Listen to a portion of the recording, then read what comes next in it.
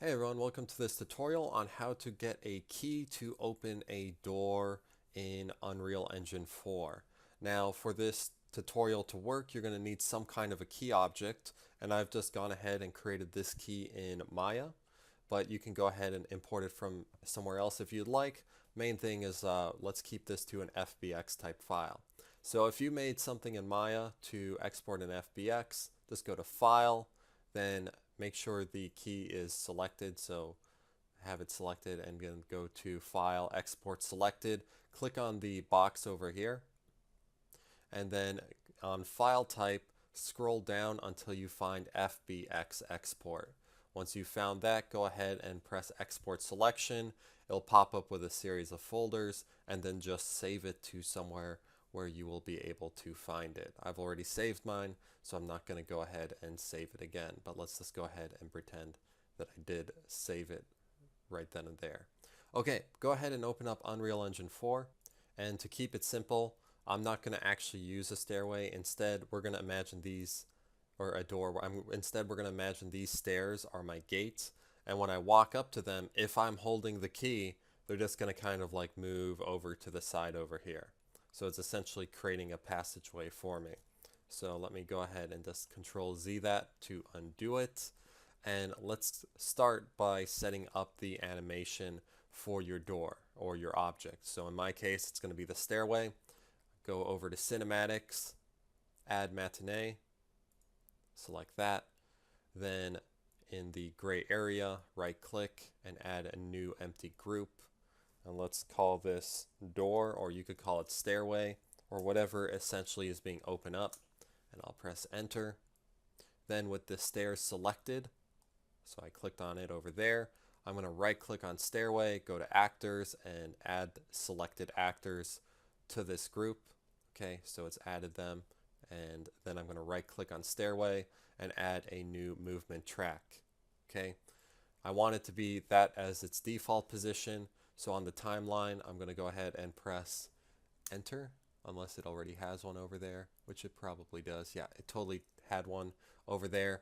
And then I'm just going to go ahead and click down on the number bar, move to the very end of this animation, and then I'm going to just kind of move the stairs to the side here and back over on the timeline. I'm going to press enter again, so it adds in a new keyframe. And if I press loop, we can see that now the animation essentially moves the stairs. Okay, so that's looking great. Let's go ahead, stop that animation and save this, and it will ask you a question. Just go ahead and press yes. And now we're going to import our key. So head over to your content browser. If you're like me and you've lost your content browser, just go to Window, Content Browser, and Content Browser 1.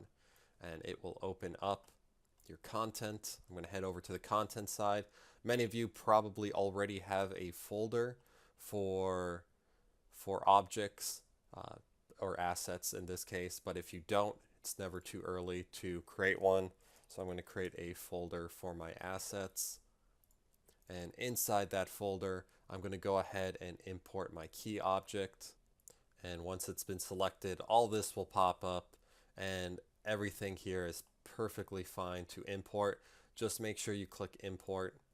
Import all would probably also work, and it should import everything. So it's imported my key and my textures as well. So that's looking pretty good right there.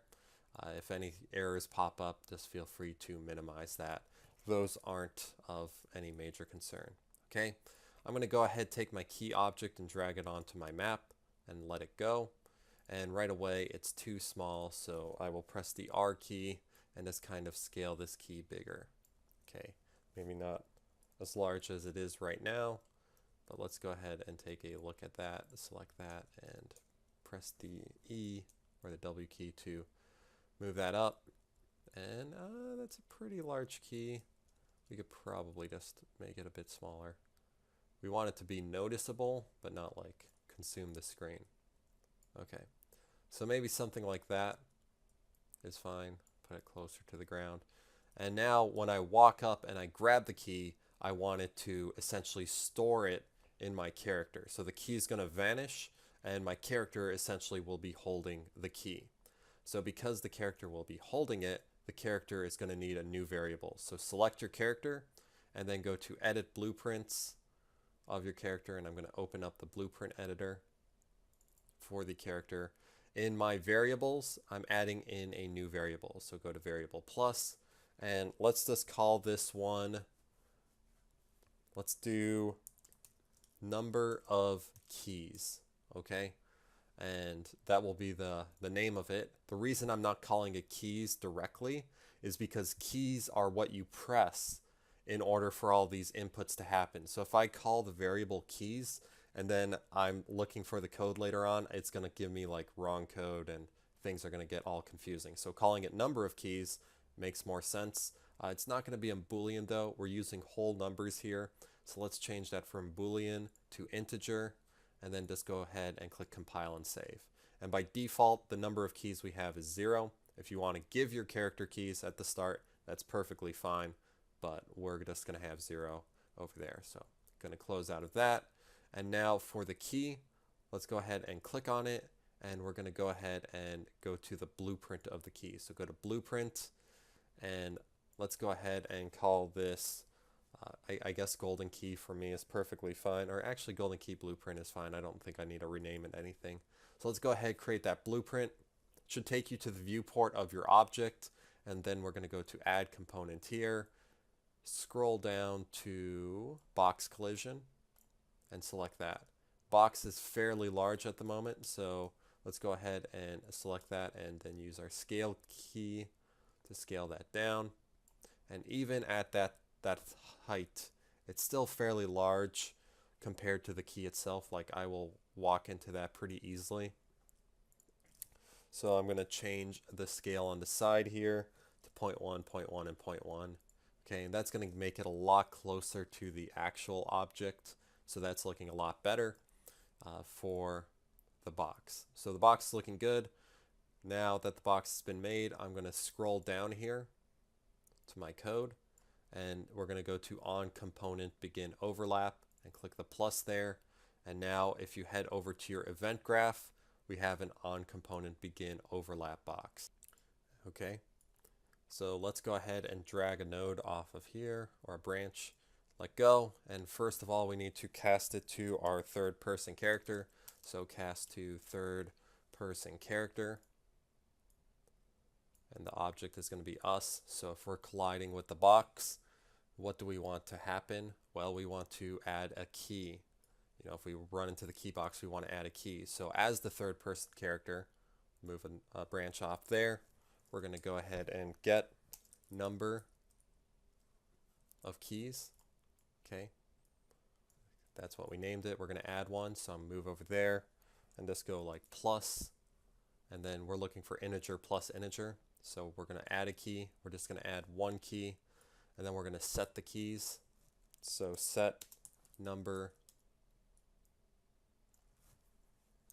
and it doesn't show up if you grab it from that node, and the reason why is we have to grab it off of this node over here. So let's drag that off and then go to set number of keys. Okay, and then we're going to connect that to that. Okay, so it's going to get number of keys, which is at 0. It's going to add 1 to it, and then it's going to set our keys to 1. Okay, we want that to run, so let's connect that white branch over there. So now that's going to run. And then once it does that, we want it to destroy the key itself. So let's drag a branch off of here, and we're going to type in destroy component static mesh. Okay, and it's going to destroy the static mesh that it's combined to, which in this case is the key. So if we compile that and save it, and then we go over to our game and we run it, and I run into the key, it destroys the key. Okay, so the key is now gone. That's pretty good. When I press escape, an error is going to pop up, and it's like errors, warning. And the reason this error is popping up is, yes, I destroyed the key, but when I ran back in there, that box was still there. So it kept trying to trigger it, and there was no key to trigger, so it started generating errors. And to fix that, all we need to do is to say, like, you can only destroy the key once. Once the key's been destroyed, you can't actually like keep destroying it over and over again. So have the key selected, and let's go back into its blueprint. So we're just going to say do once for this. So I'm going to drag a branch off of there, go do once, and then that do once is just going to destroy the key. Once it's been destroyed, it can't be destroyed again. So save it, compile it, and now we're going to close out of that, play it, and run into the key. It's been destroyed, but we now hold one key. Okay, it doesn't do anything with the stairs yet. When I press escape, it doesn't give me any kind of error other than that lighting needs to be rebuilt. Okay, so now let's go ahead and create the trigger that's going to move the steps. We're going to need a box trigger. So over in your basic over here, find your box trigger, and we're going to drag that out. If you've lost that, just turn on your windows. It's one of these windows here, probably modes or something, and turn that on. And for the box trigger, I'm going to get that selected, move that up just a little bit, and let's go ahead and stretch that out. Okay, so when you walk into this area, we essentially want it to, trigger the stair. And we always want to name our trigger boxes. So it's this trigger box here, which everything is trigger box. So let's go call this stair trigger, or you could call it whatever you want, and press enter. So now stair trigger has been set. And now because this is the level that's going to be moving the stairs, we want to be in the level blueprints. So go to blueprints and then open level blueprint. And yours might have a bunch of things on. Since this is a new file for me, I got to essentially create the major components. So go ahead and right click in this area and type in on actor begin overlap. So add on actor begin overlap. The stair trigger for us, well, what are we going to do? We're essentially checking if the character is running in here. So let's go ahead and select our character. So if you click on the character and then we right click in this area here, we should be able to create a reference to our third person character. Okay, and we're checking if it's equal or if it's true. So type equal for an object. If our third person character collides with the stair trigger, which means it's equal to it, or like they've collided, this is checking that condition, then it's true. Okay, and if it's true, we need a branch. So I'm going to drag that off here and create a branch. Okay, so our condition's been met. Okay, so what do we want to happen if that is true? Well, we want our stairs to move. Okay, so let's go ahead and if it's true, drag off here, and we're going to get a play. Okay, and turn off your context sensitive, because the play we need is in cinematics, and the fastest way to find it is after you've typed in play and turned off context sensitive, scroll all the way to the top and then just kind of move down till you see the first cinematic section.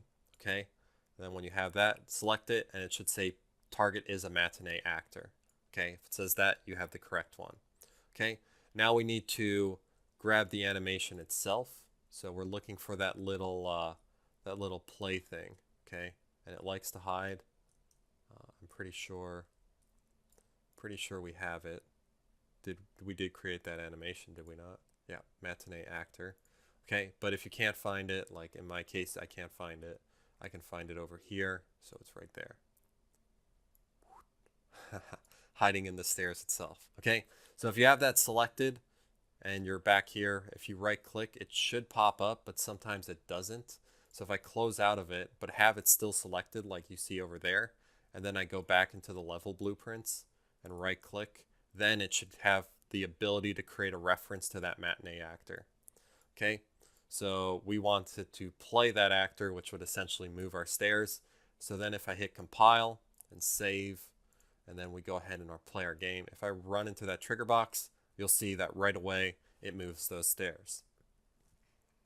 But it didn't move them because with the key, like I didn't pick up the key yet. So why did it move the stairs? Now I picked up the key, but it's already too late. Okay, so we need to create one more condition. So we're essentially creating a nested condition, or I don't know if it's called nested, but we're creating a condition, and if that's true, then another condition has to be true in order for those steps to move. Okay, so it sounds complex, but in reality, it's just adding one more condition to this case. So the condition we're going to do is once this is true, let's check for one more thing. So drag off another branch. Okay. And the condition we want to check is, are the keys, equal to 1? Okay. So let's go ahead and drag off our third person character because our third person character is holding the keys. And then we're going to do get keys, or get number of keys, I guess. That's why we called it that. Get number of keys. So we have our number of keys, and let's check if they're equal to something. So equal. Okay. And we're checking if they're equal to, equal to 1. Okay. And then we're going to connect that to the branch. So now, if the character is colliding with the trigger box and the number of keys is equal to 1, this will be true. Then I'll run over here. This will be true. And then it will play it. Okay. So if I compile that and save that, close out of there and run it, and I run into the box, nothing's happening. But if I pick up the key, I got one key now, and I run into the box, boom, those stairs move out of the way. Okay, so hopefully you found that useful. I will just be polishing this up in the next video, but that's the functionality of it. So if you have any questions, feel free to let me know. Otherwise, I'll see you later. Peace.